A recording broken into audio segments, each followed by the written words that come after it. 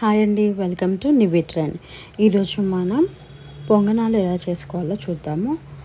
First పొంగనాలకి మనము ఇక్కడ dosa batter తీసుకుంటున్నాము.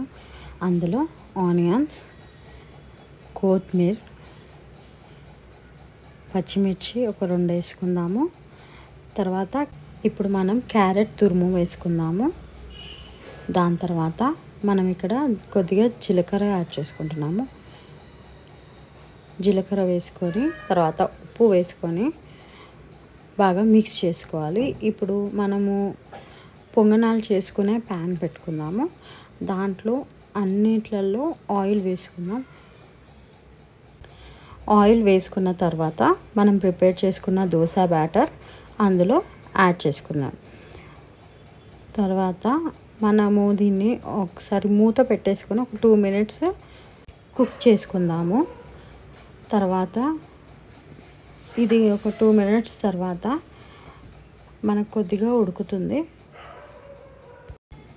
ఇప్పుడు వాటిని అన్నిటినీ ఫ్లిప్ చేసుకోవాలి. ఉల్టా వేసేసి ప్రతి ఒక్కటి మనం మళ్ళీ మూత పెట్టేసుకొని మళ్ళీ ఒక 2 minutes ఉంచుకుందాము.